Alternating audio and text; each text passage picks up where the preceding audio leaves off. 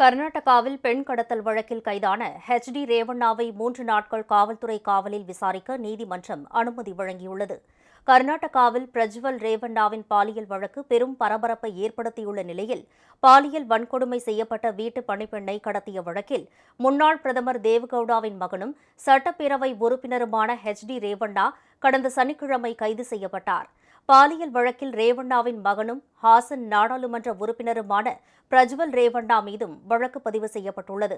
அவர் வெளிநாடு தப்பிச் சென்ற நிலையில் அவரது தந்தை ரேவண்ணா மட்டும் கைது செய்யப்பட்டுள்ளார். கைது செய்யப்பட்ட ரேவண்ணா மருத்துவ பரிசோதனைக்கு உட்படுத்தப்பட்டார். பின்னர் சனிக்கிழமை இரவு விடிய விடிய சிறப்பு புலனாய்வு குழு அதிகாரிகள் தீவிர விசாரணை நடத்தினர்.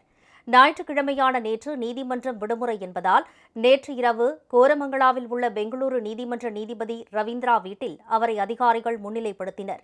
அப்போது சிறப்பு புலனாய்வு குழுவின் மனுவை ஏற்று ரேவண்ணாவை 3 நாட்கள் காவலில் எடுத்து விசாரிக்க நீதிபதி அனுமதி அளித்தார். பின்னர் செய்தியாளர்களிடம் பேசிய ரேவண்ணா, இது அரசியல் சதி என்றும் தன் மீது இதுவரை எந்த குற்றச்சாட்டுகளும் இருந்ததில்லை என்றும் கூறினார்.